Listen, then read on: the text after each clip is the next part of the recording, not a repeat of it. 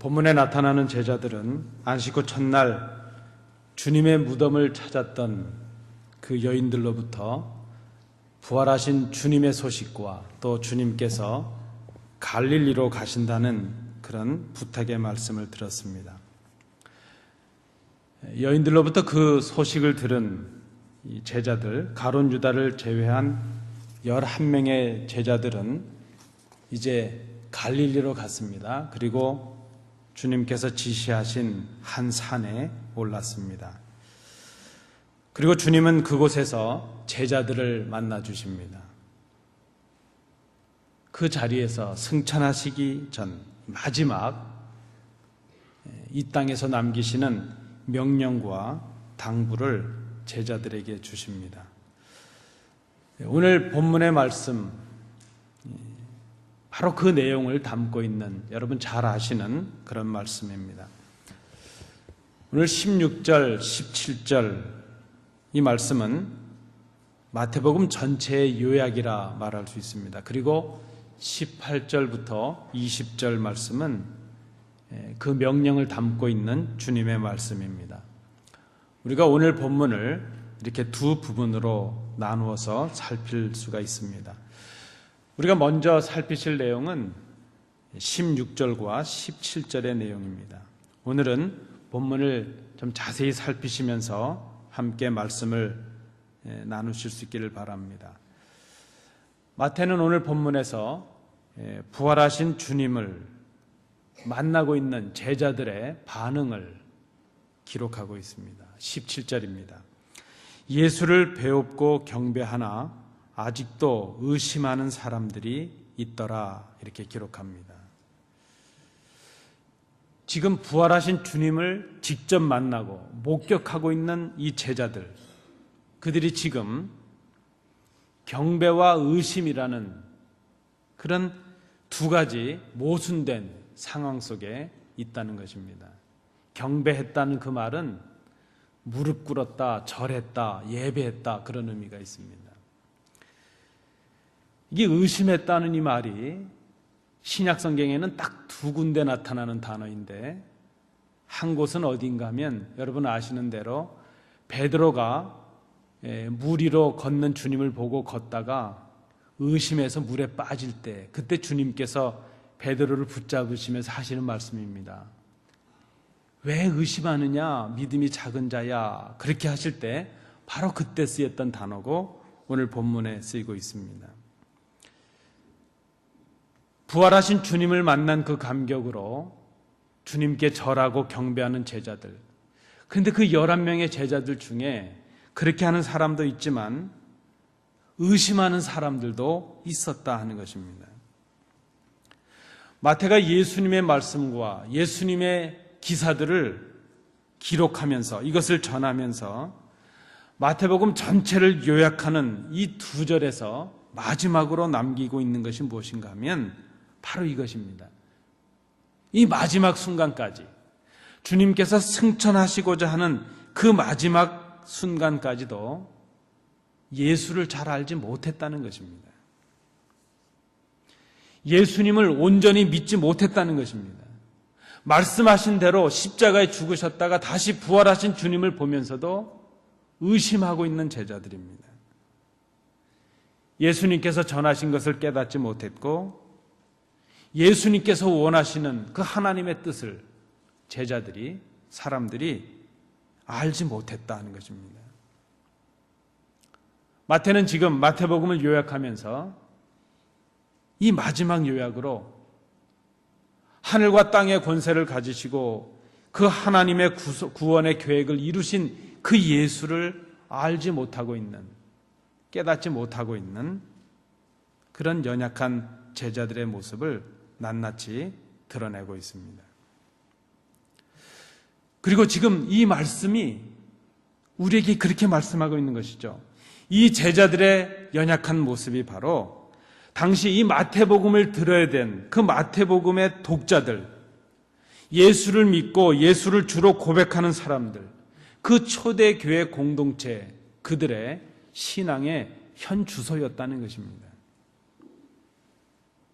그리고 지금 이 지적이 바로 오늘 이 자리에 앉아서 예배하는 우리들, 십자가에 죽으시고 부활하신 주님을 우리의 구주로 고백하고 있다는 이 시대 교회 공동체인 우리들의 모습임을 단적으로 드러내고 있다는 것입니다.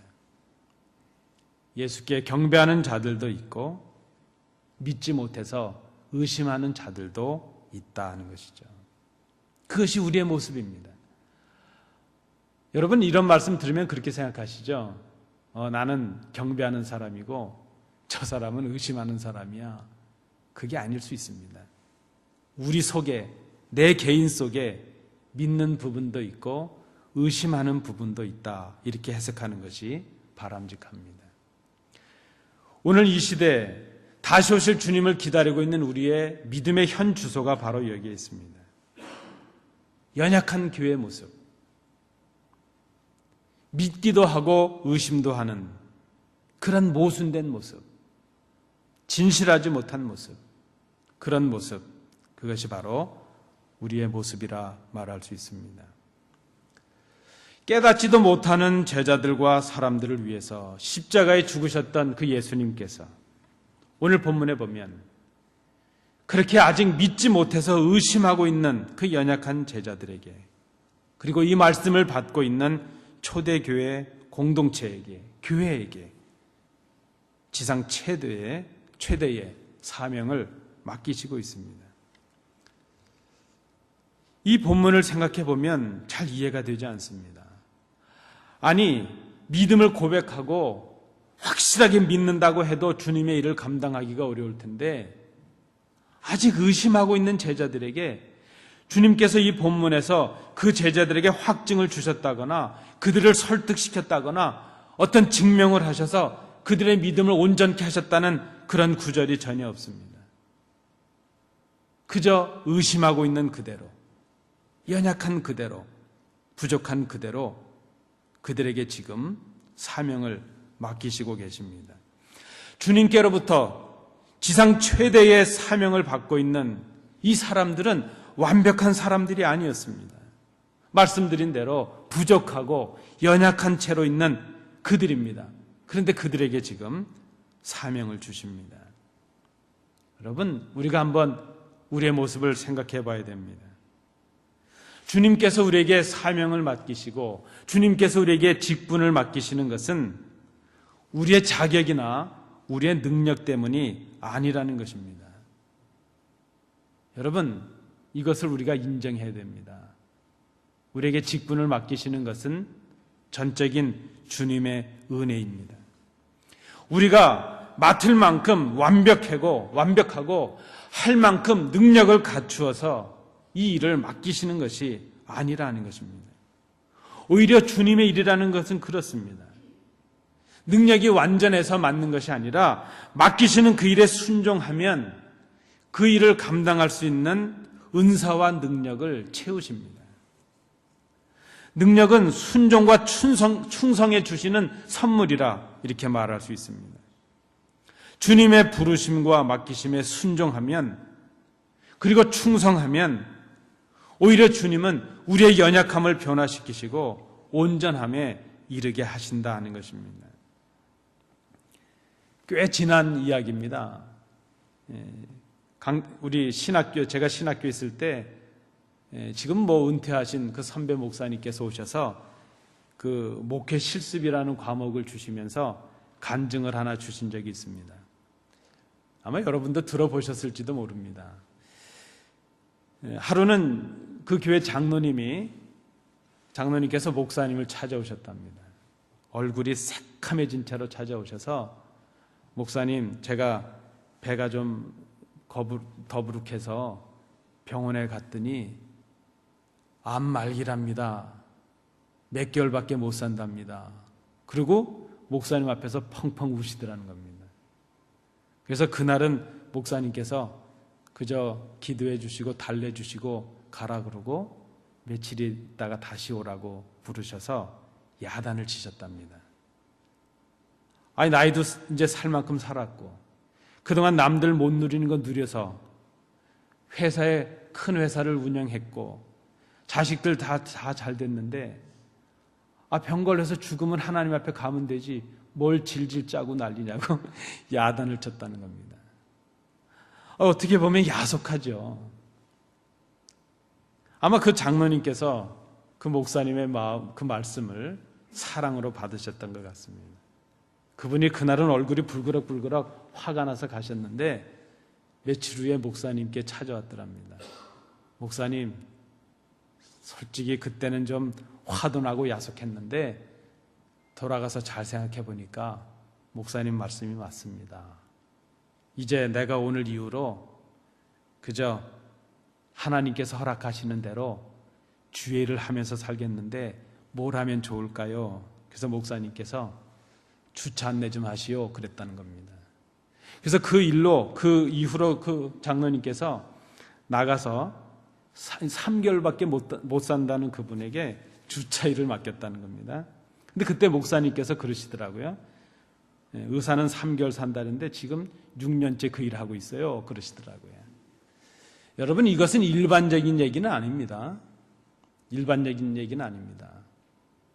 시한부 선고를 받고 3개월 돼서, 3개월 이전에 죽을 수도 있습니다. 죽고 사는 문제가 아니라는 것입니다. 오히려 그 장로님께서 교회를 위해서 내 마지막 이것을 이제는 나도 보답하고 주를 위해 살아야 되겠다 결단하고 그 연약한 몸을 이끌고 나가서 그저 눈이 오나 비가 오나 주차 안내를 하는 걸 시작했더니 그 일을 감당할 수 있는 건강도 주시고 능력도 주셨다는 것입니다. 건강이 나쁘신 분들 다 교회 오셔서 주차 안내 하시지 마십시오. 일반적인 얘기는 아닙니다. 우리에게 일을 맡기실 때에 내가 자격이 완전하고 인격이 완전해서 맡기시는 것이 아니라는 것을 우리가 깨달아야 될 것입니다. 맡기심에 순종하게 되면 연약한 그대로, 나약한 그대로, 부족한 그대로 그저 맡기시는 대로 순종하고 감당하면 그 부족을 채우시는 주의 능력이 우리에게 임하게 된다는 것입니다. 오늘 주님께서 믿지 못하는 제자들을 오히려 믿으시면서 지상 최대의 그 사명을 제자들에게 맡기고 계십니다. 아마 주님은 이들이 성령의 역사를 경험하고 주님의 능력으로 변화받아서 이제 그 일을 감당할 그 미래를 꿈꾸며 바라보셨을 것입니다. 이제 우리는 오늘 본문 18절부터 20절 말씀을 다시 함께 살피시겠습니다.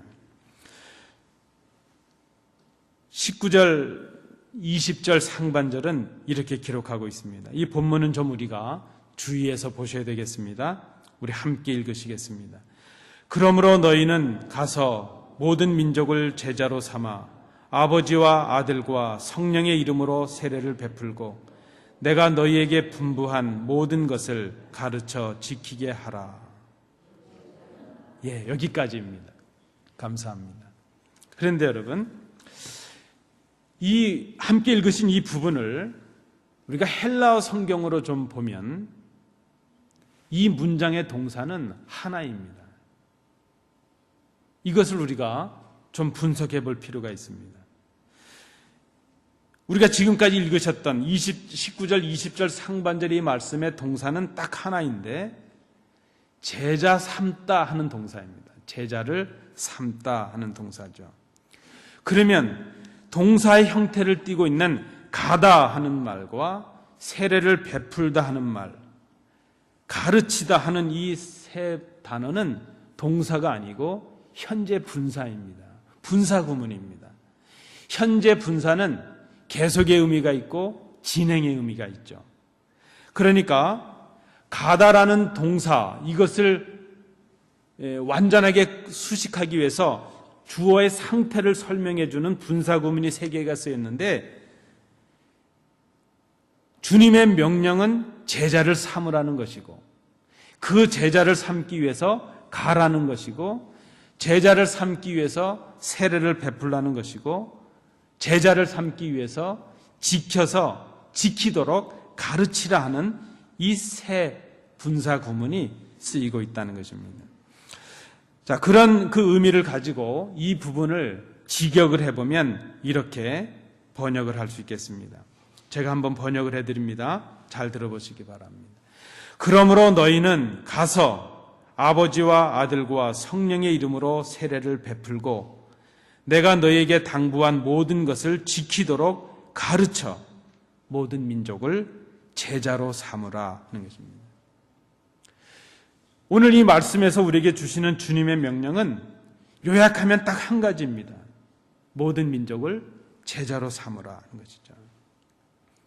주님께서 이 땅을 떠나시기 전에 제자들에게, 그리고 그 초대교회 공동체에게, 그리고 이 말씀을 듣고 있는 오고 오는 세대의 주의 성도들에게, 교회들에게 마지막으로 부탁하신 명령의 말씀, 그것을 한마디로 말한다면 모든 민족을 제자 삼으라 하는 이 말씀입니다.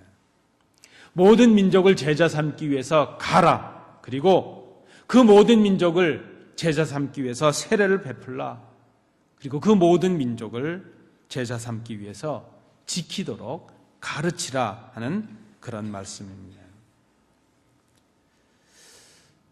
믿음과 의심의 사회를 오가고 있는 이 연약한 제자들에게 모든 민족을 제자로 삼으라 하는 이 중대한 사명을 맡기시는 이유가 무엇일까 하는 것을 생각해 봅니다. 여러분, 사실 우리가 그렇지 않습니까? 무슨 일을 맡겨놓고 근심이 안 되는 분들이 있죠. 맡기면 이렇게 신뢰가 되는 분이 있고, 누구에게 뭔 일을 맡기면 그가 일을 하고 나면 꼭 뒷손을 봐줘야 되는 분들이 있죠. 아마 그래서 저희 집사람이, 제가 가끔 집사람이 피곤해하면 제가 좀 이렇게 설거지를 도와주려고 하면 하지 말라 그럽니다. 저는 저를 되게 사랑해서 그렇다 지금 이렇게 생각하고 있는데, 잘 생각해 보면 제가 설거지를 하고 나면 또 해야 될 수 있기 때문에 이중일이 되니까 그런 게 아니겠는가 생각합니다. 주님도 그러시지 않을까요? 맡겨놓으면 그저 믿음이 가는 제자들이 있으실 텐데, 아직 의심도 하고 있는 이런 믿음과 의심의 사이를 오가고 있는 그 연약한 사람들에게 당신의 유업과도 같은 이 모든 민족을 제자로 삼으라는 이 귀한 사명을 맡기고 계실까? 왜 그랬을까요? 왜 이 사명을 이 11명의 부족한 사람들, 그리고 이 말씀을 들을 초대교회들, 그리고 오늘 의심과 경배 사이에서, 세상과 주님 사이에서 혼란을 겪고 있고 바른 신앙을 갖지 못해서 흔들리고 있는 연약한 교회인 우리들에게 이 사명을 맡기고 계실까? 왜 그렇겠습니까? 이유는 딱 한 가지입니다. 우리가 주님의 제자이기 때문입니다. 지금 이 말씀을 받고 있는 그 11명의 사람들이 부족하지만, 연약하지만, 의심도 하고 있지만, 그럼에도 불구하고 그들이 주님의 제자이기 때문이라는 것입니다. 요한복음 8장 31절을 여러분 기억해 보십시오. 너희가 내 말에 거하면 참으로 내 제자가 될 것이라 주님 말씀하십니다. 여러분, 제자가 누구입니까? 우리가 생각할 때는 제자는 특별한 자격을 갖추고 특별한 능력을 받고 특별한 훈련을 받아야 제자가 될 것이라 생각합니다. 그것은 성경적이지 못한 해석입니다. 성경에서 말씀하고 있는 제자는 예수를 구주로 믿고 따르는 사람입니다. 무슨 자격을 갖춰서가 아니라 십자가의 주님께서, 예수께서 나를 위해 죽으셨고 내가 그를 믿음으로 하나님의 자녀가 된다는 이 복음을 받아들이고 믿는 사람들은 바로 그리스도의 제자가 되는 것입니다. 그리스도인이 바로 그리스도의 제자입니다. 제자된 그리스도인들에게 주시는 사명, 그것은 다른 사람들을 그리스도의 제자로 삼는 일입니다. 그래서 이 일은 예수를 구주로 고백하는 우리 모두의 일이요, 이 땅에 세워진 교회의 일이요, 아니 이 일을 위해서 성도가 존재하고 교회가 존재한다, 이렇게 말할 수 있을 것입니다. 여러분, 교회는 친교를 하기 위해서 있는 것이 아닙니다. 교회의 가장 큰 존재의 이유는 불신자를 믿는 자로 만들고 그들과 함께 하나님 앞에 경배하고 그들을 양육해서 그들이 다시 복음을 들고 나가서 제자 삼는 사람들이 되는, 교회 주신 그 사명을 감당하기 위해서 이 땅에 교회가 존재한다는 것입니다. 오늘 이 말씀을 우리가 본문을 통해서 다시 생각해 봅니다. 제자 삼는 일, 이것을 위해서 교회가 해야 될 첫 번째 일이 무엇인가? 그것은 가는 것입니다. 여러분, 가십시오. 저를 한번 따라해 주십시오. 갑시다. 왜 왔는데 가라 그러나 그러지 마시고요. 우리가 가야 될 대상은 모든 민족입니다. 주님의 말씀을 듣고 있었던 이 제자들은 대부분 유대인이었습니다. 그들은 그 당시의 생각으로 이렇게 생각을 했습니다. 구원은 유대인들에게만 있다, 그렇게 생각을 했습니다.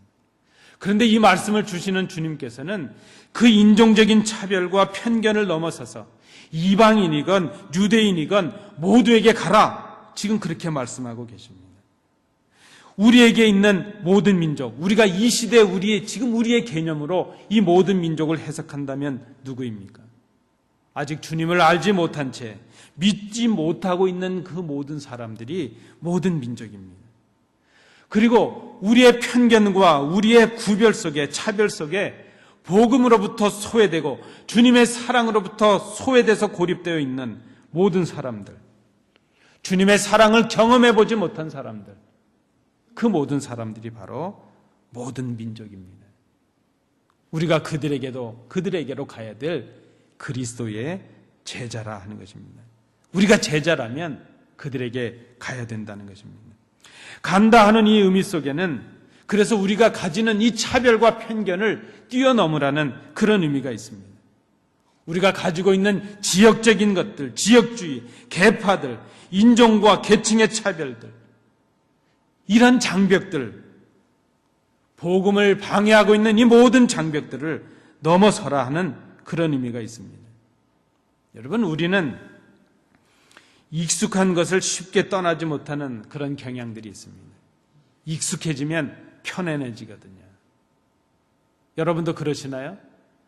우리가 머리를 하나 카트하고 이발을 해도요, 늘 하던 분이 있는 데가 편합니다. 설명을 안 해도 되거든요. 그냥 알아서 해주니까요. 익숙해지기 때문이죠. 우리가 익숙한 것을 쉽게 떠나지 못하는데 왜 그런가 하면 그 편안함과 편리함, 그것이 변화되는 것이 두렵기 때문입니다.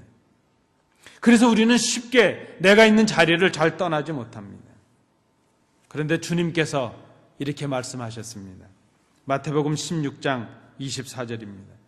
이에 예수께서 제자들에게 이르시되 누구든지 나를 따라오려거든 자기를 부인하고 자기 십자가를 지고 나를 따를 것이니라. 주님을 따르기 위해서, 주님의 제자로서의 삶을 살기 위해서 우리가 가진 우리의 판단과 편견과 우리의 편리함을 포기하는 것, 그것이 자기를 부인하는 것일 수 있습니다. 주님의 말씀에 순종하기 위해서 자기 자신을 부인하고 주님의 뜻에 순종하는 것, 그것이 바로 자기의 십자가를 지는 일이 될 수 있다는 것입니다. 그리고 이것이 가라는 이 말이 분사형으로 쓰여 있다는 것을 기억합니다. 계속 가라는 것이죠. 한 번 가고 마는 것이 아니라 계속 가는 것입니다. 주님께서 다시 오실 때까지 이 일을 계속하라는 것입니다. 오늘 이 시대에 주님의 제자로 부름받은 우리 교회, 우리 성도들이 가진 문제가 무엇입니까? 주님께서 제자 삼기 위해서 가라 말씀하시는데 그 말씀을 듣고도 내 편견과 내 아니람의 자리를 떠나지 못하고 머물러 있는 것, 그것이 바로 우리의 문제임을 생각해야 될 것입니다. 자, 두 번째입니다. 제자 삼는 일을 위해 해야 될 두 번째는 아버지와 아들과 성령의 이름으로 세례를 베푸는 것입니다. 우리가 가야 되는데 가는 이유가 무엇입니까? 세례를 베풀기 위함입니다. 아버지와 아들과 성령의 이름으로 이렇게 되어 있는데요. 이 말의 헬라어의 의미는 아버지와 아들과 성령의 이름 안에 하는 뜻이 있습니다. 아버지와 아들과 성령 안에 하는 말입니다. 이 의미가 무엇일까요? 우리가 세례를 베푸는 이유가 무엇인가 하면 세례를 받는 자들로 하여금 아버지와 아들과 성령 안으로, 성령 안에 머물러서 하나됨을 누리게 하기 위함이라 하는 것입니다. 우리가 세례를 베푸는 것은 믿지 않는 자에게 복음을 전하는 것을 말합니다. 복음을 받은 그가 회개하고 예수를 그리스도로 고백하고 믿게 하는 것입니다. 믿지 못하던 자를 그리스도인, 주님의 제자로 만드는 것, 그것이 바로 세례를 베푸는 일입니다. 이 일은 생명을 출산하는 일과도 같습니다. 이 일도 지속적으로 계속되어야 될 일이라는 것입니다. 여러분, 이 시대에 부흥한다는 교회들을 한번 우리가 생각해 봅니다. 이것은 저의 분석이 아니라 교회를 연구하는 많은 분들이 지적하는 것입니다. 한국도 그렇고 미국도 그렇고 최근에 부흥한다는 교회들의 대부분의 부흥의 내용은 이렇게 불신자들이 복음을 받아들이고 회개하고 회심을 통해서 구원을 경험하는 그런 부흥이 아니라는 것입니다. 기존 신자들의 수평적인 이동이라는 것입니다. 그것은 그저 어떤 교회는 팽창을 하고 어떤 교회는 비게 되는 그런 일들에 불과하다는 것입니다. 그것은 진정한 부흥이라고 말할 수 없다는 것입니다. 여러분, 한번 기억을 더듬어 보시기 바랍니다. 그 전에는 잘 모르겠지만 제가 부임을 하고 4년 어간이 지나는 동안 우리 교회가 몇 명의 불신자들을 회심시키고 세례를 베풀었을까? 여러분, 최근 한 4년 어간 동안 우리 교회에서 세례식을 했던 것을 기억하고 계십니까? 2번이 있었습니다. 한 번은 지금은 타주로 이사를 가신 어떤 성도님의 아기가 출생해서 유아 세례를 받았던 적이 한 번 있었습니다.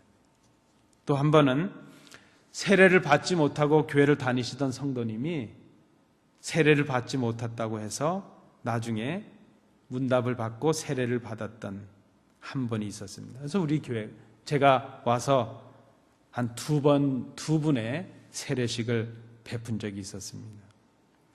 불신자들이 전도되어서 회심하고 복음을 믿는 진정한 의미의 세례를 베푸는 그런 세례가 아니었다는 것입니다. 여러분, 오늘 우리가 심각하게 생각해야 됩니다. 그 어떤 사명보다도 우리가 가장 우선하고 지켜야 될 사명, 그것은 제자 삼는 일입니다.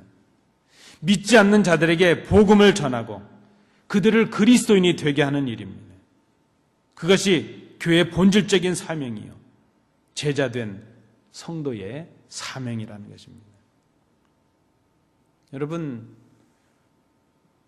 불신자들, 믿지 않는 가족들이나 믿지 않는 우리의 친구들, 우리 이웃들에게 복음을 전하는 것, 그것이 교회의 큰 사명 중에 하나요, 주님께서 우리에게 마지막으로 부탁하신 사명인 것을 우리가 심각하게 생각해야 될 것입니다. 마지막 세 번째로, 제자 삼는 일을 위해서 해야 될 세 번째 일은 주님께서 우리에게 분부하신 모든 것을 지킬 수 있도록 가르치는 일이라 그랬습니다. 이것은 세례를 받아서 그리스도인이 되고 제자가 된 사람들을 주님이 분부하신 말씀을 지키도록 가르치는 것입니다.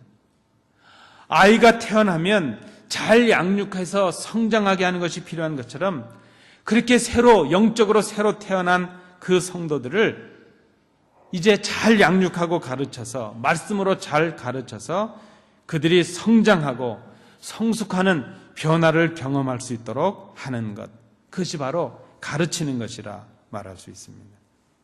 세례를 베푸는 일이 그래서 불신자들을 위한 일이었다면 가르치는 일은 기존의 신자들의 성장을 위한 일이라 말할 수 있습니다. 이 성장하는 믿음, 이것은 곧 예수님의 말씀을 지키는 삶으로 나타나는 것입니다. 얼마 전에 벌써 한 2년이 된 것 같습니다. 제가 기독서점에 구약과 신약 개론책을 주문을 했습니다. 한 30권씩 주문을 하고 이것을 어디에 쓰려고 합니까? 네, 우리 예배 끝나고 우리 성도님들 좀 남으셔서 구약 개관과 신약 개관을 공부하려고 합니다. 그 출판사를 기독서점을 운영하시는 장로님께서 목사님 참 귀한 일이군요. 왜 그러세요? 그랬더니 그분이 이렇게 말합니다. 요즘 교회들이 이런 거 합니까? 공부 안 하죠? 교회들 공부 안 합니다. 이렇게 말씀을 하신 것을 들어봤습니다. 여러분, 전에 기억이 어떠십니까? 예배 주일날 오시면 예배 전으로 교리 공부들도 하셨고, 예배 끝나고 나서 말씀 사경회도 하셨고, 구역 모임에 모여도 그저 말씀으로 공부하셨고, 주중에도 공부하신 적이 얼마나 많은지 모릅니다. 제가 부족하지만 우리 교회 왔을 때 많은 분들께서 성경 공부를 좀 해야 되는데 그동안 성경 공부를 못했다, 그렇게 말씀하신 분들이 얼마나 많으셨는지 모릅니다. 그래서 이런저런 성경 공부를 만들어서 진행을 해보았습니다. 여러분, 혹시 교회에서 하는 성경 공부에, 제가 했던 성경 공부에 참여하셔서 함께 공부해 보신 분들이 몇 분이나 되실까요? 늘 보면 하시는 분들이 늘 또 하셨던 그런 경험이 있습니다.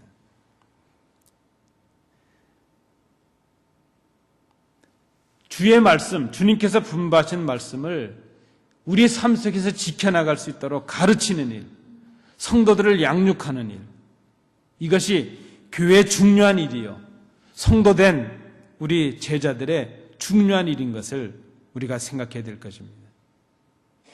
불신자들을 세례를 베풀어서 주의 제자가 되게 하고, 그들이 성장해서 오히려 다른 사람들을 제자가 되도록 도울 수 있는, 가르칠 수 있는 사람들이 되게 하는 일, 이 일이 바로 교회 일이라는 것입니다. 엄밀한 의미에서 볼 때 교회 부흥이 바로 이것입니다. 도움을 받던 믿음이 도움을 주는 믿음이 되는 변화, 그것을 경험하는 일이 바로 교회 부흥의 일이라는 것입니다. 에베소서 4장 11절 12절에서 사도 바울은 이런 말씀을 전하고 있습니다. 그가 어떤 사람은 사도로, 어떤 사람은 선지자로, 어떤 사람은 복음 전하는 자로, 어떤 사람은 목사와 교사로 삼으셨으니 이는 성도를 온전하게 하여 봉사의 일을 하게 하며 그리스도의 몸을 세우려 하십니다.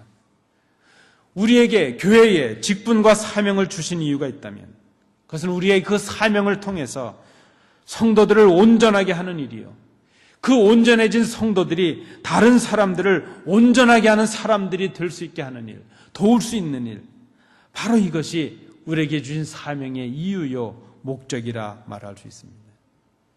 가르치는 교회가 되어야 됩니다. 가르치기 위해서 배우는 교회가 되어야 됩니다. 배우고 그 말씀을 지키는 삶을 살아야 됩니다. 그것이 주님께서 우리에게 주신 마지막 사명이라 하는 것입니다. 오늘 이 말씀, 주님께서 주신 이 당부에 순종하는 교회에게 주시는 약속의 말씀이 있습니다. 볼지어다 내가 세상 끝날까지 너희와 항상 함께 있을 것이다. 이 말씀은 마태복음 1장 23절에서 주셨던 그 약속하신 말씀을 성취하고 있는 그런 말씀일 수 있습니다. 보라, 처녀가 잉태하여 아들을 낳을 것이요 그의 이름을 임마누엘이라 하리라 하셨으니 이를 번역한즉 하나님이 우리와 함께 계시다 함이라. 십자가에서 죽으심으로 죄인들을 구원하시는 하나님의 임재셨던 그 주님께서 이제 제자들의 순종을 통해서 임마누엘의 역사를 이루어 가십니다. 주님의 그 사명에 순종하는 교회의 이 사명을 통해서, 순종하는 교회의 역사를 통해서 임마누엘의 역사를 우리 주님께서 오늘도 이루어 가신다는 그런 말씀입니다.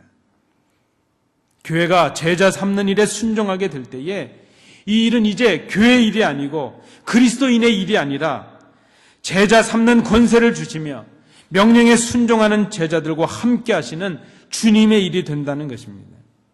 주님께서 다시 오실 때까지 이 사명에 순종하는 제자들, 그들과 그 교회와 주님은 함께 하십니다. 하늘과 땅의 그 모든 권세로 함께 하십니다. 제자 삼는 일에 순종하는 교회, 그 교회가 바로 주님 함께 하시는 교회라 말할 수 있습니다. 교회가 온전해지고 이런저런 여력이 생기면 이 일을 하라, 그 말씀을 하고 계시지 않습니다. 교회가 어렵습니다. 아직 연약합니다. 이 말씀을 받고 있는 제자들이 의심도 하고 있습니다. 아직 믿지도 못합니다. 그런 연약한 상태에 있지만 이 일을 해야 한다 말씀하고 계십니다. 오히려 이 일을 하면 그 부족을 채우신다는 주의 약속의 말씀입니다. 제자 삼기 위해서 가고 세례를 베풀고 모든 당부한 말씀을 지키도록 가르치면 그 일을 감당하는 교회가 온전하게 된다는 것을 오늘 우리에게 말씀하십니다. 여러분, 유언이 얼마나 소중합니까? 우리는 우리의 가족들의 유언도 소중하게 간직하고 이행을 합니다. 가서 세례를 베풀고 지키도록 가르치라. 제자를 삼으라. 이것은 지금 그저 주님께서 심심해서 하신 말씀이 아닙니다. 우리에게 이 땅을 떠나시면서 유언적으로 십자가의 보혈을 걸고 남기신 마지막 명령입니다. 그런데 우리는 이 명령을 외면하고 있습니다. 이 명령을 위해서 부르심을 받았고 이 명령을 위해서 세움을 받은 교회가 이 말씀을 외면하고 있습니다. 오신 주님을 기억하고 다시 오실 주님을 기다리는 대림절을 우리가 지나고 있습니다. 우리는 곧 주님 앞에 서게 될 것입니다. 그때 주님께서 물으실 것입니다. 내가 너에게 마지막으로 남겼던 그 명령과 부탁을 너는 어떻게 감당했느냐? 제자 삼는 일, 이 일은 제자된 우리가 해야 될 마땅한 일입니다. 주님의 몸으로 세워진 교회가 외면해서는 안 되는 주님의 마지막 명령입니다. 그 일에 순종하면 주님의 능력과 지혜를 주십니다. 주님께서 세상 끝날까지 우리와 함께 하십니다. 우리 모든 그리스도인은 주님의 제자입니다. 그리스도의 제자가 누구입니까? 주님의 명령을 따라서 다른 사람들을 주님의 제자로 만드는 사람, 그 사람들이 바로 그리스도인이요 주님의 제자입니다. 오늘 주님께서 우리에게 말씀하십니다. 그러므로 너희는 가서 아버지와 아들과 성령의 이름으로 세례를 베풀고 내가 너에게 당부한 모든 것을 지키도록 가르쳐 모든 민족을 제자로 삼으라. 모든 민족을 제자로 삼으라. 이 말씀에 우리는 어떻게 응답하고 계신지 우리 자신을 돌아보시는 이 아침 되시기 바랍니다. 기도합니다. 은혜로우신 아버지 하나님, 주님의 유언적인 이 간곡한 말씀 앞에 우리가 섰습니다. 이 말씀을 우리가 어떻게 받고 어떻게 응답하고 있는지 정직하게 저희를 돌아보는 이 아침이 되게 하옵소서. 예수님 이름으로 기도하옵나이다. 아멘.